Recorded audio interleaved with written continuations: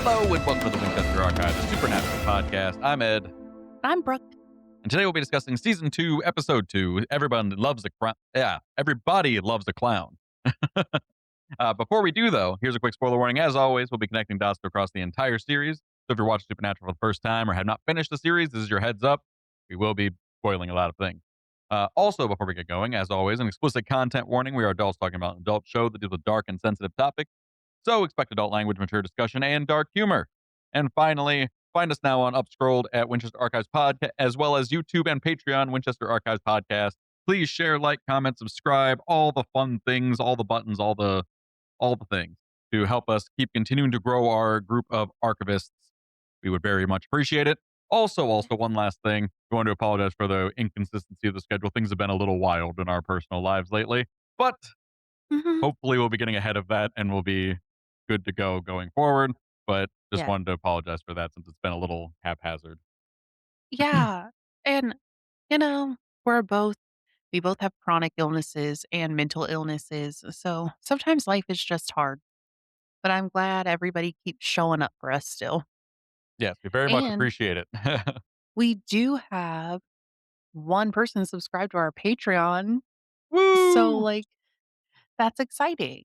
And we definitely super appreciate it given that we can be a little inconsistent. And I know we don't always get to our exact weekly things, but we always try our best. And like I But said, we've been really gonna be trying to lock in a little bit more going forward. It's just, like I said, been a little hectic. So we appreciate your patience. yes. All right, with all that housekeeping out of the way, let's get right into it. Brooke, give us those episode specs. All right. So this episode aired on October 5th, 2006. Written by John Shiban and directed by Phil Sicirisha. The supporting cast is Samantha Ferris as Ellen Harville, Alona Tall as Joe Harville, and Chad Lindbergh as Ash. Our synopsis is while attending a local carnival, kids keep seeing a clown that their parents can't see. And later in the evening, this clown appears at their house and murders the parents. After listening to a voicemail a woman named Ellen left their dad, the boys found themselves at her pub and they found she has a pub and they decide to go visit it. They meet Ellen, Joe, and Ash who end up helping them figure out how to find the demon who killed their parents. While waiting on Ash to finish his research, they take a case about the murdering clown. And of course, along the way, there are a lot of emotions, banter, and drama. Indeed. This episode has a lots of drama. Yeah, and a lot of banter. I really Mhm. enjoyed this entire episode. It's so good, and I love all the supporting cast that we meet in this one as well. They're all Yeah. really fun characters. All right. So let's get into our overview. So we start out in Medford, Wisconsin at a fair or carnival. It's just your normal everyday carnival, but it looks so sinister because they put a a filter over the camera to make it look dark, Hmm. muted the colors. This little girl's dad is not happy around being around a ton of clowns. Understandable. Mhm. But his daughter Nora is like in heaven. She loves the clowns and she's having so much fun with all the clowns. Then in the distance, there is a sad looking clown who she is waving to. She tells her parents, like, hey, there's another clown. And they look over and there's not a clown. Hmm. And the mother immediately goes like, "Are you trying to scare your father?" Yes. Which I thought was funny. And now they're driving home and Nora sees the clown on the side of the road and she's like, hey, mom, the clown. And her mom is like, what? Never. If my child did that, never. Yes. And you would be warning them to not do what she does next, Yes. which is now she's seeing this clown outside her bedroom window. So instead of screaming, getting her parents, locking all the doors, she goes downstairs and lets the clown inside. Stranger danger much? Like, hello? And Have you not this taught your child not to let random people into the house? and this girl, like, she's a young girl, but she's, like, over 10. She's like 12 or something. It's like, there's no way you don't know stranger danger by now. No, she's like, "Let's just go play." And it's like, "Excuse me?" Like, how do you trust clowns like that implicitly already? Like, that's insane. Oh, yes. Now we leave this scene and head over to the brothers who are giving their father a hunter's funeral, which is burning him on the pyre. So Sam, he's not keeping any of his emotions together. Understandable. He's crying. And Dean's eyes are watering, but like he's trying to look tough, like Mhm. Dean does. And Sam is like, you know, asking Dean what happened before John died. Like, did he say anything? Did he give any kind of signs? Whatever. And Dean says, no. And I say he's a dirty liar, a lying liar who lies, just like Yes. John is.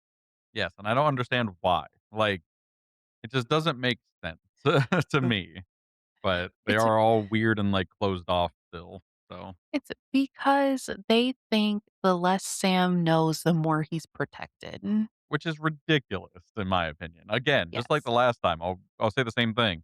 He's already in it. Even if Yes. he tries to leave, he tried to leave. He did Hmm. leave, and then got pulled back in by that same demon. Yes. Like, there is Exactly. no escape at this point. Like, you gotta be completely honest with him then, because he's in the middle of it with you. Hmm. And knowledge is power, man. Yeah. We know it didn't work out for John the way he wanted. I forget how it works out for Dean, but I'm sure it's not how he expects it to go. So now we're at Bobby's, and Dean is completely rebuilding the Impala. And, from how we saw it, he's basically just building a new car. Yeah, there's no way that the thing we saw was even remotely what it is now. There's no way. There is 0% Hmm. chance you unwrinkle that car and fix it. There is Yes. no way. So he's just making this out of scrap, or he found like a new body or something. Hmm. Like, because this is not the same car. Yes.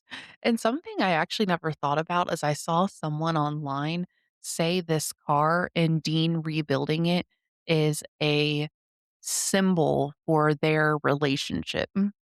Mm, 'Cause, like, it's broken now, and as he's rebuilding the car, their relationship is getting repaired.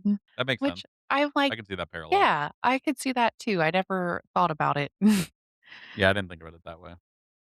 Because as we get into this, right now, Sam keeps asking Dean if he needs help because 'cause they've Mhm. been at Bobby's for a week, and Dean is just kinda not talking about it. He's like, "Do you need help? Are you okay?" Like, you're not talking about anything. Mhm. And Dean sarcastically says, "Yes, let me put my head on your shoulder and we can cry about it." I thought it was so funny, but, like, also, like, so mean. It's really mean. It's a Yes. mean thing to do because your brother's literally looking out for you and actually trying to be there for you through this Mhm. hard time that you're both clearly struggling through, right? Your dad Yes. just got killed in front of you, like, or Mhm. died near you, I guess. Not really killed in front of you, but, like, died really Mhm. recently. And So, from like, what he's trying they to help him, but, like, that was, like I thought it was still a funny line in the way Dean does those, like, sarcastic lines that he does. Yes. And, like, from what they know, the demon just, like, killed John for no reason. Just appeared and was like, "Psych, you don't Yeah, get to live." they don't I'm pretty sure they don't know he made a deal. No. 'Cause, yeah, if John told Dean that, Dean would have told Sam that by now, I think. You would think.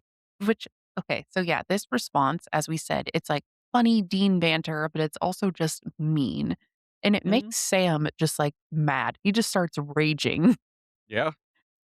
And he says like he's mad that they know the demon is behind it. And he's like, don't you want revenge to avenge our father? At this And point, Dean does have a good rebuttal, though, that is very valid. yes. And Dean says that they can't figure out their dad's research. The cold is gone, so they can't kill it. Mhm. But all what he can do is he can fix his car. I mean, it's a Yeah. fair point. Like, it makes the point of, like, have you figured out where to go, where it is? Uh-huh. Have you figured out how to kill it? And those are valid questions. Yes, exactly. And then Sam is just, like, whatever. I came out here to tell you about this voicemail because I cracked dad's phone. Mhm. And the voicemail is from a woman named Ellen. and she's telling John to stop being stubborn because she can help. Yeah, and this voicemail is from 4 months ago. Yes, a long time ago. Yeah. Because as we pointed out in our end of season summary, the first season was like 9 months long total. Mhm. So it's from a while ago, before the boys even met up with John. And they're like, we don't know who the hell Ellen is. And then Sam's like, but I found her address. Mhm. So they ask Bobby for a car. And what they don't get a new Impala. They get an ugly van. Mhm. And That, it's, like, barely functions, like, the yes, motor's trying its damnedest. it squeaks. Yeah. And when Dean gets out, he says he's humiliated. Mhm. And then he says he feels like a soccer mom. Valid, that is definitely a soccer mom van. And now they're at a very small bar, and it looks like no one is there. Can't be seen. And they're just walking around. They see someone laying on the pool table, but they don't touch them. They don't see if they're okay. They're Uh, just like, "Oh, someone's at a pool table." And then Sam is like, "I'm gonna go look over here," and walks off screen. And then Dean gets poked in the back with a gun, and he says, "Oh god, please let that be a rifle." And then a woman says, "No, I'm just real happy to see you." And then she cocks the gun. I thought that was such a hilarious line, and also, Yes. like, it fits for, Joe's character too going forward. Mhm. But it was just, like, really funny to me that she just immediately, without skipping a beat, like, gave him it right back. Yes, exactly. I thought that was really funny too. Because both of these, both Joe and, Ellen are both, like, just badasses too. So it's, like, really Mhm. cool that they're just like, "No, we can handle ourselves," like, you know? Yes, exactly. And for this bar, I found out a little fun fact because season 2 is when Supernatural moved to the CW because it was on the WB Mhm, before, which is a channel that doesn't exist anymore. And when they moved to the CW, the what is it? The channel producers, whoever were like the network producers. There we go. mhm. They were like, they need a place to always go back to because they're Like a always base. like, yeah, like they're always traveling. And Bobby isn't who Bobby becomes to be. So they're like, Mhm. yeah, they're at his place fixing up the car, but like that's not a base for them. So then they put the Roadhouse into the story. It's funny because, like, eventually, again, spoilers, but eventually when they get to, like, the Men of Letters, like, bunker, it's like that's Yes. basically what they wanted, like, 7 seasons from now is, like, we actually finally get, like, an actual base that, like, where Yeah. everything stems from. Yes, exactly. The pre-Men of Letters thing, yeah. Yeah. It's just funny that they said that, "Oh, we want them to have, like, this, like, permanent residence," basically, they go back to, and then eventually Mhm. they get it just, like, forever away. Yes. But knowing the way this has been good, this, like, rewatch review has been going so far, it Mhm. wouldn't surprise me if next season they randomly introduce the Men of Letters, and I'm just like, "Oh, I thought it was way later, I guess." Oh I know that's not god. the case, but I'm just saying, like, it would not surprise me if it was much earlier than I'm, like, remembering it being. Yes, because every time we're like, "Oh, yeah, that happens soon." It probably happens in, like, season 4. 4 is always Yeah, my go-to, and then I'm like, "Wait a minute, that happened right now." yeah. Just like with Ellen and Joe. I was like, Mhm. "Oh, yeah, these characters are introduced, like, a little bit later on," I thought, when, like, people Mhm. start being more and more established. But no, apparently season 2 is when they first get introduced, and I was like, "Oh, alright, well." Yep. It's fine. It's fine. Okay. No, it's fun. It's fun. I like it. Mhm. I like getting pleasantly surprised by my memories of things. Yes, same. Alright, so back to Dean and Joe. He tries to get cocky with her and he's like, "Hey, you shouldn't put a gun against someone directly against someone's back because it's really easy to spin around and do this." And then he like takes the gun from her and unloads it. I mean, true. That is a very valid point. That's why you Yes. don't get right up on people because they can actually, like, do that. But she doesn't care 'cause she just punches him in the face and Yeah, takes go the gun Joe. back. And then he yells for Sam to come out Yeah. and help. But Sam is also being held at gunpoint. He's like, "Yeah, Dean, I can't help you." I'm a little busy right now. Yeah. And after they say their names, the older woman who is holding up Sam is like, "Oh, you're John's boys." And then they, like, disarm themselves. Mhm, And the woman says her name is Ellen, and then the person holding the gun to Dean says their name is Joe. Ellen said she heard John was closing in on a demon and could help, and Dean says there was an he goes, "Was there an article of Demon Hunters Quarterly that I missed?" And she says she only runs the saloon, but people pass through. as in she's not a hunter herself, but she basically is a Mhm. hub for hunters, more or Yes. less. She says John was like family once, but she was never mentioned to the brothers ever. Mhm, And she's like just kind of talking more and more.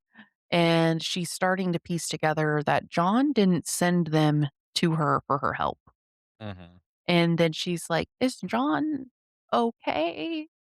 And Sam says they think the demon got him before he got it. And Ellen says she's sorry because she knew they were close. And Dean just says, "I'm fine," in like a really snappy way. mhm. And Because it's like, you can't be, like, feel bad about anything ever. then Sam says they could use any help they can get. And she says that she can't help, but Ash can. And Ash is the best character ever. I'm so sad that Ash doesn't return because yes, this character is well, just amazing. he's in a few episodes. Yeah, but I'm saying I'm sad he's not a more prominent character because I really Yeah, enjoy him. me too. I think the actor does a great job. Me too. Yes. Ash is the person who's actually asleep on the pool table. And Mhm. they're like, "That guy," and Joe's like, "He's a genius." And then Dean is like, "No, he's not. He looks like a Leonard Skinner roadie." Yeah, because he's, like, in, like, a ripped off vest, has, like, a mullet, looks like a Mhm. stereotypical, like, hillbilly kinda vibe. Mhm. Yep. But they give him John's journal to look through anyway. Ash is quickly looking through it, and he's like, "No one can track a demon like this." And then the brothers are like, "Well, our dad did." Mhm. Then to quote, I'm going to say these words very wrong. He says, "There are non parametric statistical overviews of cross spectrum correlations." Then Amazing. he says there are signs that are omens. If you can track those, you can track demons. Everybody's confused, including Yeah, me, because I'm like, what? I love it because it just Yes. shows that he's, like, actually a genius, but it's like, "Oh, okay." Yes. And then he says with the omen papers, he may be able to track it, but it'll take time. And then they're like, "How long are we talking?" And then he is like, "It'll take me," and then he stares for a moment, and his face is kinda, like, twitching, and they're like, "What's happening?" And then he's like, "51 hours," just like he was doing math in his head. Yeah. So it's also important to note that Ash has a mullet, and Dean says he likes the haircut, and Ash says, "All business in the front, party in the back," and he, like, flips it and walks away. He's incredible. The actor said it took them, like, an hour and a half to put that wig on him every day because it was, like, a wig and hair extensions, and then it Yeah, made him feel like a new person on set. I bet. Yeah, it would make me feel that way too, just, like, flipping it around and, like Mhm. so they're all kinda talking at the bar. Dean and Joe go to another table, and Sam is at the actual bar, and he spots a folder on the back of the bar, and he asks Alan what it is, and she said she was gonna give it to a friend of hers, but Sam could look at it. Then we go to Dean and Joe, and Dean asks Joe how they know about hunting, and she says her dad was a hunter, but he died a long time ago. And now Dean is trying to hit on her because he says, like, "Well, we have 51 hours to Mhm. spare, whatever," and then he's like, never mind, wrong place, wrong time." And then she tells him most hunters come through thinking they can sleep with her after a cheap pickup line, And Dean says, like, "What scumbags?" And she says, "But not you." And he says, "Guess not," but looks like super guilty about it. Then Sam calls Dean over to look at the folder, and it's like it's a hunt because of some of the murderers from the clown. We find out they left the daughter alive, but they hack up the parents. So now they're on their way. And Dean tells Sam he must be upset because he used to cry when he would see Ronald McDonald on TV. And Sam says at least he's not afraid of flying. And Dean was like, "Well, planes crash." And Sam says, "Well, clowns kill." Yeah, I mean, valid. Yeah, I love the banter in this episode. It's really good amount of Mhm. banter in this one. Yeah, it is. Dean is asking Sam why he's so quick to take the job, and Sam says it's what Dad would have wanted them to do. And Dean questions that response. He's like, "What Dad would have wanted us to do?" But he doesn't, Mhm. like, elaborate any further. Not yet, anyway. Yeah, not at the moment. That's a later conversation. Now we see a little boy in a fun house, and he's, like, playing on his iPad. He does First not off, care. who brings their kid to a carnival and gives them an iPad? You leave that shit at home when you go to the carnival. Like, what the hell? Like, Yes. that's crazy. Yes, I know. That was my first thought when I saw this. I'm like, who does that? I would never. Same. 'Cause his dad is like, "Oh, look, this is scary," and the kid is just like, "Whatever, dad, I have other things to do." Mhm. And now the child is seeing a clown, and he's scared. He's like, "Oh god, there's a creepy clown," like the right Understandable. response. And then Yeah. his dad is like, "No, clowns are friends and they're nice." No, Okay. they are not. So Not in this instance, anyway. so now they're at home, and the kid sees the clown. And he's like, "Oh, that's my friend. My dad said so." So now he lets the clown inside and takes them up to the parents' room, and he wakes up his dad, and he's like, "Hey, dad, you're right. This clown is my friend." And the dad is like, "What?" And he, like, opens his eyes, and he sees his son holding the clown's hand. And it's the creepiest fucking clown, man. Yes, the dad screams. I would too. Oh, yeah, Just that is, like, my worst nightmare happening. it really Like, is. that is genuinely one of my worst nightmares that could ever happen. Like, "Dad, you're right. It is my friend. They're right No, no, here." no, I'm not. I'm not right. Oh god. Yeah, okay.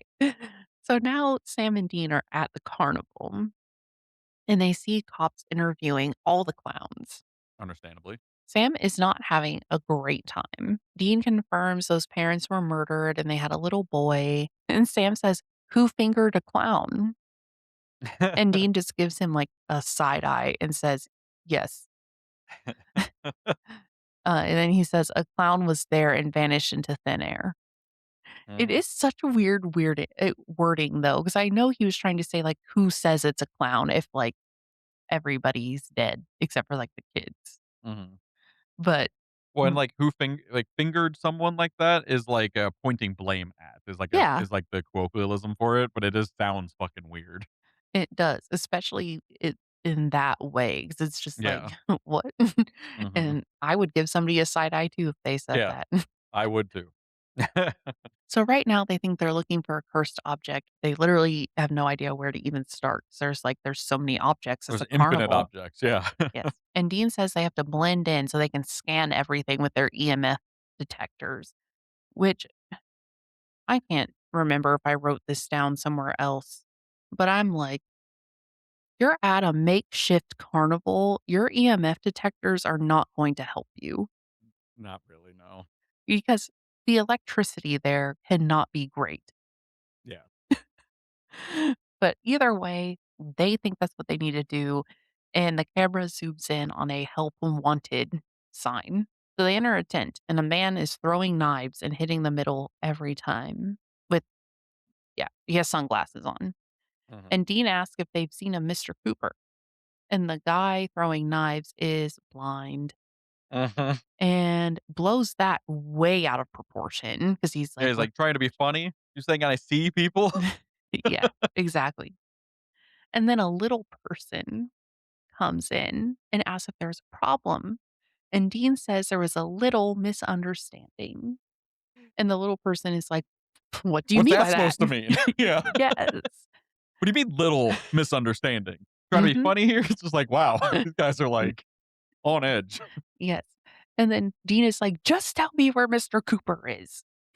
That's So what I mean. It's just so this episode made me laugh so much when I was watching mhm. it because like stuff like this, because just like that's just like some good old slapstick comedy nonsense, and it's great. Yes, exactly. So now they're in Mr. Cooper's office, and Dean is rude and makes Sam sit in the clown chair. Like, he sees that there's a regular chair and a clown chair, and he just, like, runs over to the regular chair.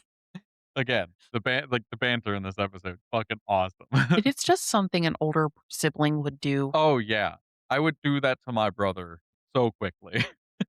Yes. So they're trying to tell this man he's like, "What do you do at a carnival?" And they're like, we do a little bit of everything," which isn't how it works because things are specialized.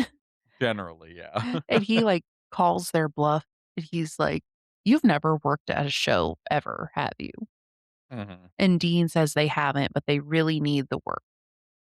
This man, okay, he says his dad ran a freak show, and I think it's important to note here that Sam points out he looks exactly like his dad because they show a picture and they are, like, the same Like, person. exactly. So it's like one of those things of, "Ooh, maybe they're, like, older than he's saying," and it's like that was Mhm. a previous persona kind of vibe, like, right off the Yes. bat. But Mr. Cooper ignores it and he explains that freak shows became undignified. Then instead of people having honest work, they were put into asylums, so the family business had to pivot. So, like, Mhm. he obviously does not care about these people at all. Yeah, they're ways to make money for the business, not a caring about them, like, oh, he's like, "Oh, we had to, like, pivot our business, and that sucked," rather Yes. than caring about the people. But, I Uh-huh. actually did some research into this one because I this comment's not correct. Mhm. While it's true that a lot of people that had disabilities, were put into insane asylums for a while there because they were thought to be, like, bad or, like, Mhm. bad things to have in public or whatever, which again, not fair, but, you know, at the time, that's what it was. Mhm. But the part that was correct to some extent is that the performers in these, freak shows, were generally paid fairly decently for what they were doing, like, they actually were taken care of in that way pretty well. But Mhm. obviously, being dehumanized and looked at like freaks of nature and stuff was not great for them mentally, and, like, you know, Mhm. most of them didn't enjoy doing it. Yeah. Because they were just people trying to live and, you know, getting looked at like they're something like abominations. But what doesn't quite line up, what he said was like insane asylums have been used all the way back from like medieval times. But they've been insane asylums have been a thing forever. And like up through the 1940s in the US, there was actually a significant reform, like in the 1940s. There was a significant reform in the asylums to make them more like psychiatric hospitals and like more like places to treat people who have issues rather or like disabilities rather than Mm. a place to block up crazy people or like people who Mhm. aren't normal and just like punish them or like treat them with like electroshocks or something. Once that was happening as well, the freak show market also dried up around the 1940s as well because instead of people looking at these people as like freaks or abominations or like these weird things of interest, people started having Mhm. more empathy for them when we started understanding that they were disabilities and that they were like issues they can't control rather than, like, something, like, not human. Like, Yeah. before, like, people were described as, "Oh, this is a snake person because they don't have limbs," or whatever, and it's like, that made them not human, right? But then the people realized that this is actually, like, a medical thing rather than, like, another species or something, and people started having more Mhm. empathy, so freak shows started going away um, Yeah. or as well. So like it doesn't line up that they stopped being able to do freak shows and then they all got put in asylums. It was like more of like a parallel people understanding at the time of what's going on and people being less interested in going to like see people put on display like that. So yeah, it's not quite as black and white or as like straight of a line as he was describing there. A lot more nuanced Exactly. than that. And nowadays, as we kind of talked about this off the screen too, is like there are still quote unquote freak shows, but it's more like taking back the name. Yeah, the people that are now in modern freak shows are people who have skills similar to, like, the ones in these freak shows of, like, you know, sword swallowing, fire swallowing, you Mhm. know, piercing skin with, like, sword like, doing, like, those kind of suspension things. like, doing a lot of those things now is now it's in freak shows, and those freak shows are run by people who like the term freak and like to be Mhm. performers rather than people who are born with disabilities or have no other options. Yeah, exactly. And with that context here, the Mr. Cooper tells the kids, or not the kids, the brothers, this is a place for outcasts, not regular people. And Yeah, they're which is like, also correct in these instances. mhm, even though he does not know them at all, they do Doesn't know kind of how fit. not normal they are. Yes. So he's like, "You go live a normal life, like, go to school, get married, have kids, etcetera." Mhm, And then Sam is like, "We don't want a regular life, we want this life." So then they're walking out of the tent, and Dean is questioning Sam about this mhm. because previously Sam had said once I got this demon, he was gonna go back to school, and he was Yeah, and he was done. yeah, and he was basically just like, "Well, did you mean that or did you just say that to, like, get the job?" Yes, exactly. Sam says, he doesn't know, and he's just like, "I kinda get this feeling this is what dad would've wanted me to do." Mhm. And then Dean is like, "Since when do you even care?" Like, he's like, "You spent so much time doing what dad didn't want you to do." And Sam says he's just been thinking about it since he died. And then he was like, "Do you have a problem with that?" And then Dean says, "No, I don't have a problem at all." And Like, "Hmm, it's like, "Well, obviously you do." yes, just talk about things. Communicate. Yep. Stop being so tough." Oh, that's not what they do. I know. Now we see the carnival open and Sam is doing trash pickup with the EMF in his coat pocket, trying to find objects. Oh, I did put that in here. Yeah, this is the worst time and place to use an EMF reader. Mhm. Yeah. Like the wiring can't be great anywhere. They plugged it Mhm. all in this morning. Yeah. Like I, Yeah, I don't know. it's a bunch of extension cords and shit, Yes. like, there's a lot of, like you're probably not getting great readings here, but, like, like with most supernatural shows or, like, things with EMF detectors, they're like magic devices that detect anything supernatural rather than Yeah. actually detecting EMF. Yes. It's like extension cords that they plug directly into the ground Yeah, or from like a trailer generator. or like a pole or something, like, yeah, Yeah. it's not great, not very insulated stuff. No, but we can forgive them, like you said. They're This doing their is best. That's yes, all they got, is that one EMF detector, or I yes, guess 2 of them they now. got to. So now Sam is decides to go into the fun house to look for objects, which nothing about this is fun. I don't know why they named them fun houses because 'cause they're actually very terrifying. We've been in one. I think that room of, like, mirrors is, like, the worst thing I've ever seen in my existence. What, you don't like running into mirrors constantly trying to escape? No, I don't. Alright, so Sam is in there looking for objects, and Dean is doing the same thing, but outside. And Sam calls saying he thinks it might not be an object, but remains because when Sam was in there, a skeleton like fell in front of him.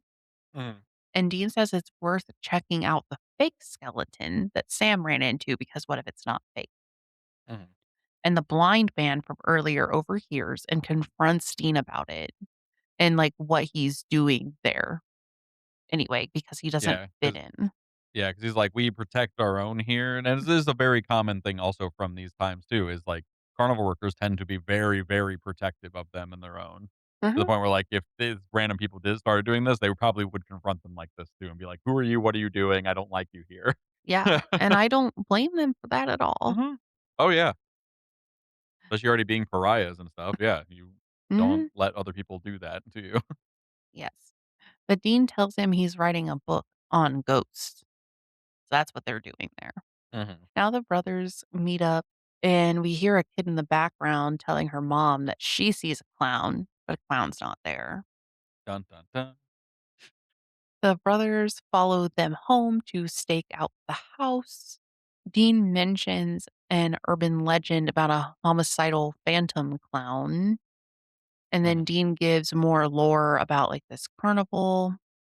I think the original Mr. Cooper brought an item with them from Bunker Brothers Carnival to his own, and And this is going back to, like, Sam saying, like, they looked identical, like, Yeah. Mr. Cooper and his dad, so they're like, "This is an object that they're carrying around forever that's making this happen." Yeah. So they're still staking out the house, and they see the girl heading downstairs to open the front door to no one, and she's heading the clown to the parents' room, but Dean runs in and shoots the clown, and it falls and jumps out the back door. For some reason, just now, the parents run Yeah. downstairs. It took them way too long Mhm. because the daughter was already screaming Yeah. before this happened. And there was a gunshot.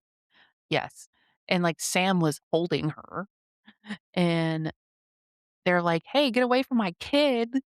And they run away, and she's like, "Mommy, he shot the clown." Mhm. That's all. She's not concerned about them. She's just concerned that the clown was shot. Mhm. But, yeah, Sam and Dean bolt out of the house, and then they dump their car and take the plates off of it, and they start walking. Yeah, no, Dean's not too upset about leaving this car behind.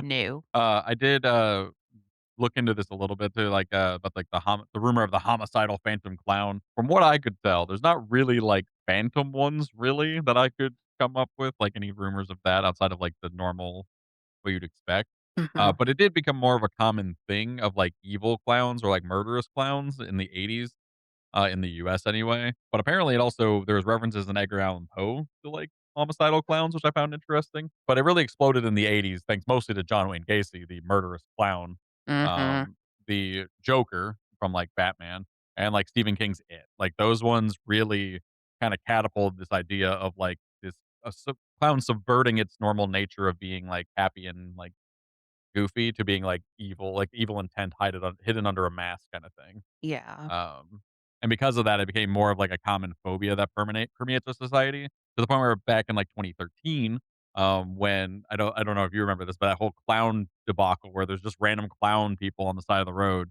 It was actually like a Yep. marketing thing, but it became more of a like cultural thing as people like started doing it because it was already a thing from that marketing thing. Yes. But yeah, it became more of a thing where people were like, "Ooh, be on the lookout for evil, murderous clowns." And now Yes. it's just kind of ingrained in our society that, like, most clowns are probably not great. Like, no one really likes clowns anymore because No. of it, or at least are very suspicious of them. I do remember that in 2013, and then a few years later, because it's when we first started living together, in 2016, there was the same thing. Like, this it started all over again with It people might have were been 2016 that I was thinking of. I just know, like, the early 2010s. I remember it happening more than once, though, because we were Okay. like, "The clowns are back." Like, they are Mm, back, mhm, mhm. and watch out for them, and it was like, I never ever saw one, Yeah, I didn't but it either. was still something, like, in the back of your head, like, "Oh my god, somebody's gonna dress like a clown and kill me." Mhm, Yeah, I'm glad that time is over, mhm. Agreed. and it's been, like, 10 years. Alright, so now Dean is like, "Well, I know this is not a spirit because the rock salt hit something solid, like, it made them fall." Mhm, Dad's journal doesn't say anything about this, so maybe it's a creature that can make itself invisible. And Sam wants to call Ash, but before doing so, he asks Dean if he thinks Dad and Ellen ever had a thing. And Dean says no, they probably just had a falling out. And Sam holds the phone up to his ear for like 1 second and then hangs up to tell Dean to stop being silent. And Dean says, "Just because I'm not crying like you want me to." And Sam is just like, "No, stop. I don't care how you deal with it, but you have to deal with it." mhm. Good And job, Sam. yes, Dean completely loses his shit, though. He did not like that statement. Mhm, He tells Sam he's fine and he's dealing with it, and he thinks Sam is the one not being honest. So Dean is deflecting, mhm. and he says it's weird how suddenly Sam wants to make things right after Dad died, but it's too little, too late. and it makes Sam start to, like, tear up, and then he's like, "You know what? I'm just going to call Ellen," and he walks Mhm. away, and you can see immediately on Deed's face he regrets saying that. This is why you communicate so you don't blow up Yeah, later agree. and say things you don't mean. But Sam comes back, and he's like, "Ellen's best guess is this creature is the Racacia, that Rakshasa. Sasha." Rakshasa. Yeah. Right, that word. And it says it the show says it's a race of ancient Hindu creatures that appear in human form and eat human flesh, and they have to be invited in like a vampire, and they live in squalor, and they have to feed every 20 to 30 years like the It Clown. Mhm. And legend says that, well, they can only be killed with a knife of pure brass. Yeah. Mhm. Which is, ironic because brass is not a pure thing, No. because brass is a mixture of 2 things, so it can't there's no such thing as a pure brass anything. No. Uh, but in the lore, Rakshasas are actually malevolent beings from Hinduism, but they also appear in, like, Buddhist and, like, other, East Asian mythos as well. But they are basically these supernatural beings that possess powers and also do eat humans. They have some abilities that they're in the lore that they're able to fly, vanish, like in the show. So they got that one right. They can just disappear at will. But they also have the ability to change size and change appearance to any form they want, which this one doesn't because it wears a clown costume. It doesn't like Yeah. transform at will. He actually has a physical clown costume he wears. Yeah. Um, and also doesn't change size or anything like that or fly. But yeah, from what I was able to find as well, there really isn't any lore about them needing to be invited in, or the pure brass knife killing it because again, pure brass isn't a thing, and also it's just I didn't see anything about ways to kill it really. But they were basically just like with the Striga from before. They're basically just another culture's version of a demon. It's just a Hindu Okay. demon. Is basically what a Rakshasa is. But they were apparently described as both good and evil. Like there were some good ones and some evil ones.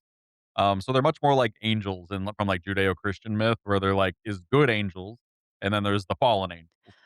So Oh. that became Mhm. demons, you know.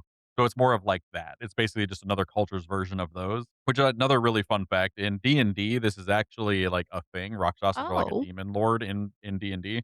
But the ones in D&D are a lot weirder because they have like reverse hands. So like Oh. how our hands face down, if they were holding their hands like this, it'd be like that, like upward at the Oh. wrist. And they also have the heads of like tigers or like cats. Oh. Yeah, they're real weird. I'm like, I don't know how they got that. I was trying to figure that out when I was researching it. Like, how did you get from one to like, other than just like, what can we make this demon different? You know, like I couldn't Yeah. see any like historical reasons for these things that I could find. So if you know, let me know in the comments because that would be very useful for me to know how they got there. So you can use them in the campaign, is that what you're saying? No, I can use them in the campaign anyway. But no, it's one of those things where I just don't know how they got to reversed hands and like lion Mhm. heads or whatever. The only Yeah. other weird thing in D&D is if you kill one, they constantly will search after you forever until they get revenge. Oh, okay. Because they can basically once they die, they go back to hell, and then they basically can come back out and be like after they've regenerated and healed, they can basically Mhm. come back and they will come and hunt you down. Oh, Yeah, okay. they're fun things. But again, that makes kinda sense with the whole them being demon things, right? And they go Mhm. back to hell, then they come back and yeah. Yeah, for sure. But yeah, so I just thought I found amusing that they keep I like that they keep doing this though, they keep, like, referencing other cultures, different Mhm. bad things, but it's funny that they're all basically just demons.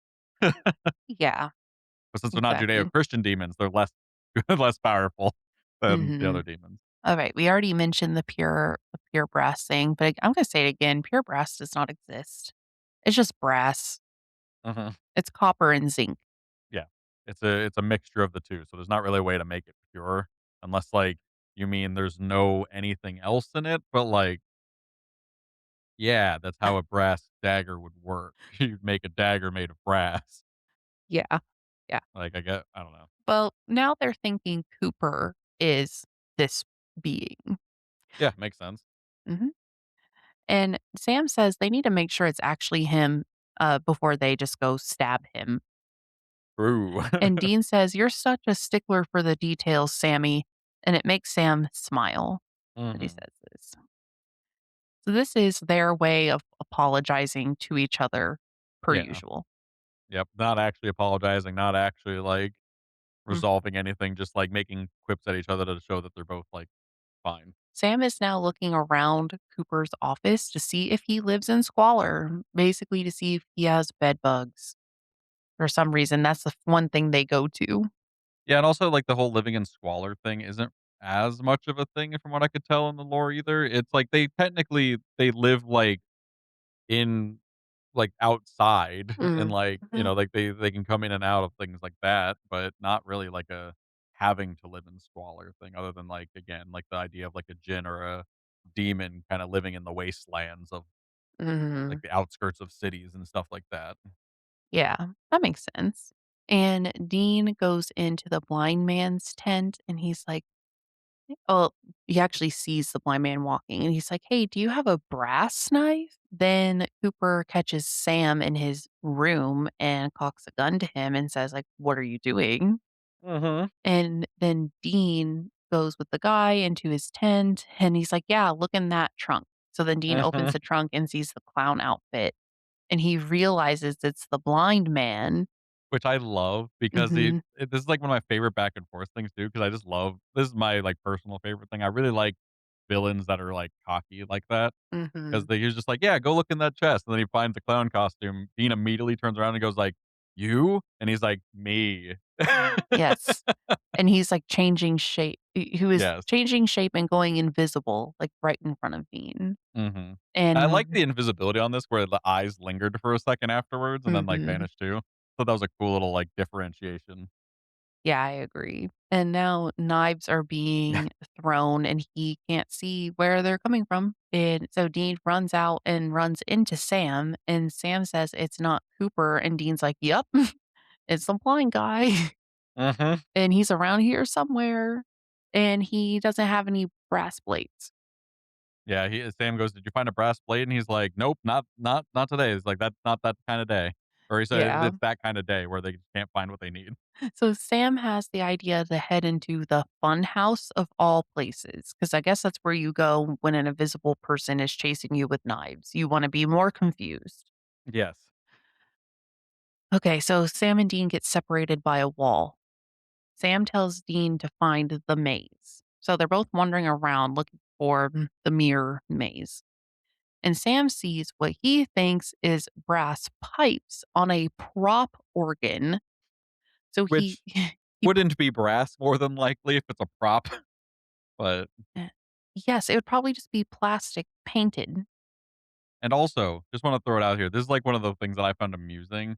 The actual like, if you guys watch this scene, like, closely, you can watch Sam struggle with the thing to, like, pull it off.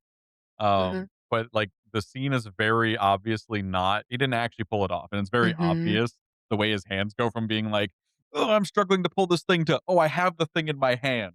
And then you hear, like, this, like, really shitty really shitty sound effect of just like a "ting" of it, like, coming off, and I'm like, "What the hell?"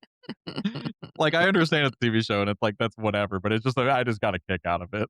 Yes, it's funny, and he does pull it off, although just sitting here thinking, I'm like, "The legend said you had to kill them with a brass knife.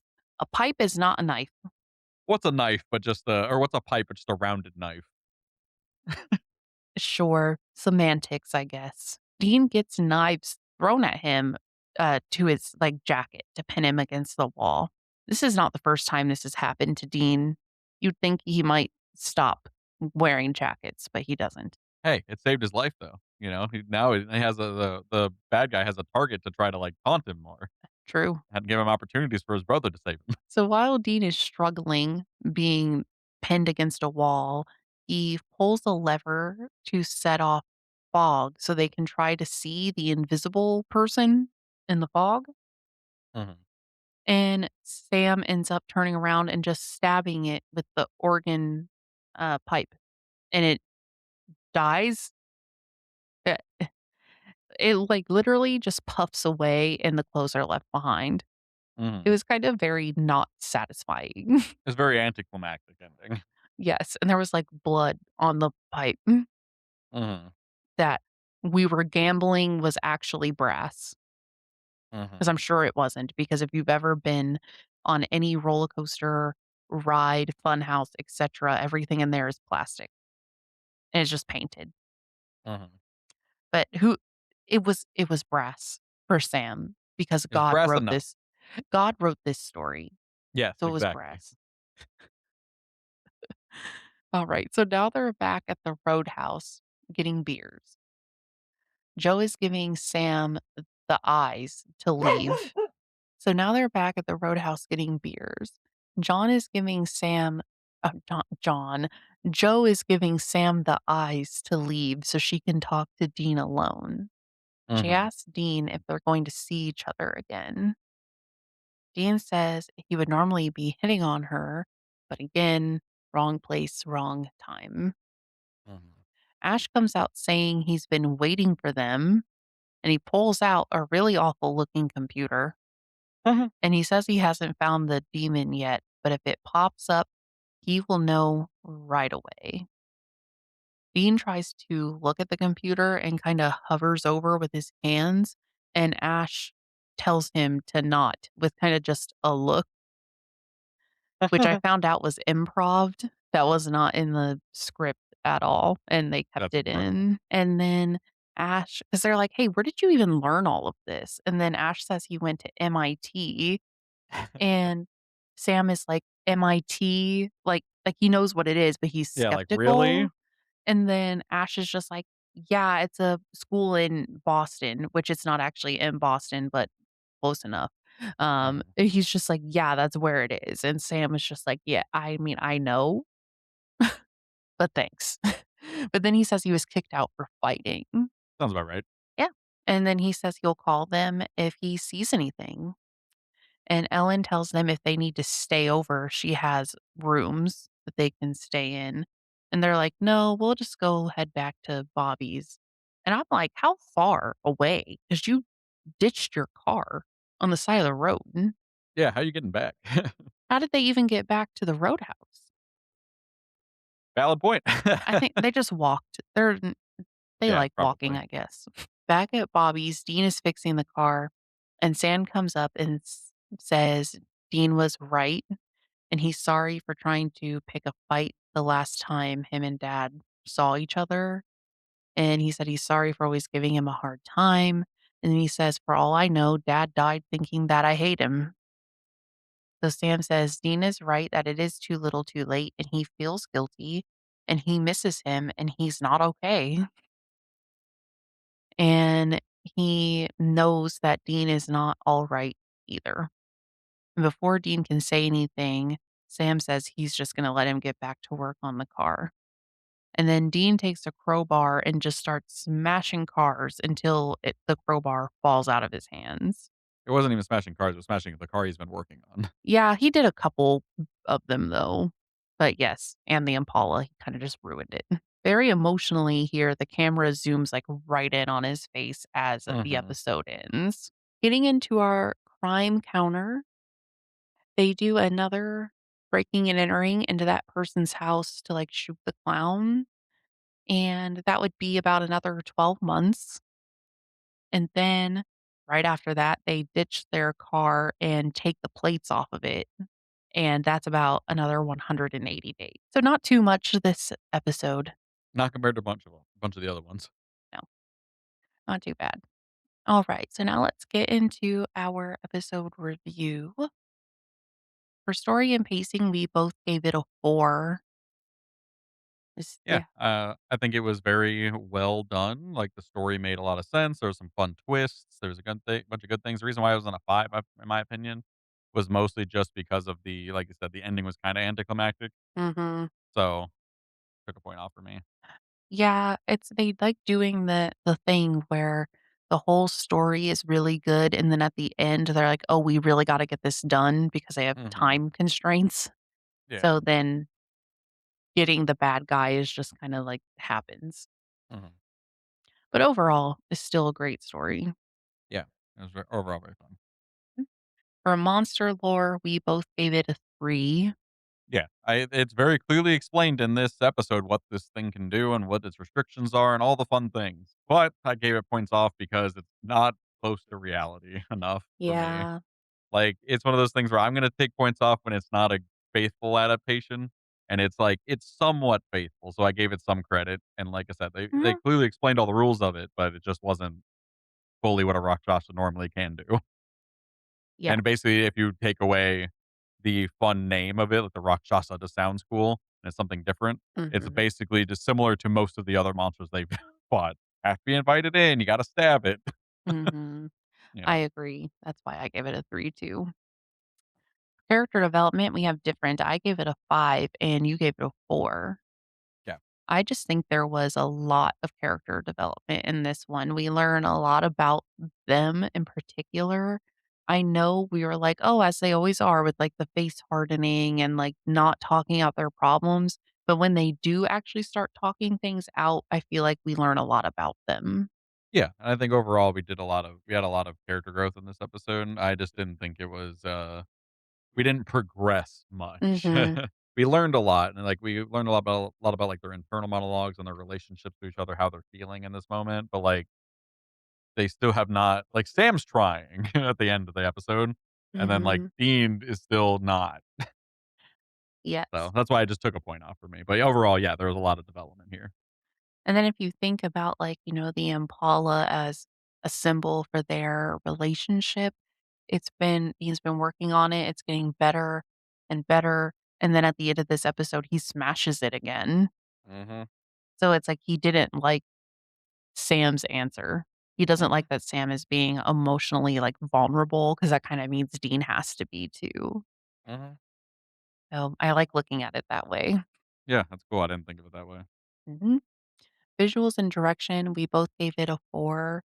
I really like this writer, director combo they have. Mhm. They write and direct a lot of episodes.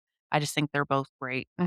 Yeah, it was a very good episode. I liked a lot of the, like, effects and things like that of, like I said, like, the Rakshasa going invisible. I thought was really cool. I thought it was really cool, like, like you said, like, the filter at the beginning and, like, in general, the clown just, like, had a very creepy aesthetic to it. The freaking shot of, like, the clown behind the kid in the dad's bedroom from, like, the angle of the bed was fucking awful, but great. Like, horrifyingly awful, but a great shot Mhm. to really sell the, "Oh god." Just like home invasion stuff, man. Yes, it's scary. Like, Mhm. oh, like you said, worst nightmare. Yeah. Emotional impact, I gave it a 5 and you gave it a 4. Yes. I Uh, think it was a very strong left a strong emotional impression for the most part. mhm, Um, I think it was more of a it didn't hit me as hard, I think, because there was a lot of humor in this episode, so, like, it mhm. helped cut the tension a lot, which isn't a bad thing, but just, like, it just didn't impact me as much as some of the other episodes have. Get a 5. Yeah. I was sad almost the whole time with them. Jensen Valid. and Jared are just such good actors that Mhm. you feel their emotions, and 100%. I'm like, "They're just sad." So I'm sad. Mhm. And then, basically, I think what sealed it for me was Dean smashing the car at the end. Yeah. I was like, "Okay, that had the impact the way they wanted it to." Like, he is not okay. Rewatchability, I gave it a 3, and then you gave it a 4. Um, I gave it a 3 because I like this episode. I don't know. It's an episode, I guess. It's not Yeah. high on my tier list of rewatching, but I would rewatch it. That's fair. Yeah, I just, gave it an extra little bump there because I very much enjoyed the episode, and I would definitely rewatch it. Mhm. So, I thought it was worth a little bit more. For Salt and Sass, we both gave it a 5. I Yeah. don't know how much we need to really explain this one. We talked about through, like, the whole episode Oh, yeah, how they just had a lot of great one-liners, a lot of back and forth, a lot of fun characters too. Even, like, the bad guy had some fun lines of, like, the whole, like, "Look in the chest," and then he's just like, "You? Me?" Like, with a big grin on his face. I'm like, "That's great." Mhm. Like, I love it. But yeah, Yeah. and then, like, Ash, Ellen, and Joe were all great, so And Yeah. even the boys had some fun lines back and forth. I enjoyed the crap out of it. Yeah, me too. Alright, so that leaves my average score at not what's written down at 4.14 and your average at just a 4. Mhm. And our Right. combined score as a 4.07 out of 5. Yeah. Yeah, so very, very high score for us compared to a lot of other episodes, I think. A pretty good one. Mhm. Reach the 4.0s. Let us know in the comments what you guys think. If you agree with our scores, if you disagree, let us know. We'd love to hear it. And compared to ours. Anything else you'd like to say about this episode? No? Alrighty, well, that brings us to the end of this episode of season 2, episode 2. Everybody Loves a Clown. Thank you for joining us this week as we learned all about Stranger Danger and met Ellen and Joe. Next week, we will meet Gordon and a new nest of vamps. Mm. So, whenever you're ready, see you in the archive. Goodbye. Bye.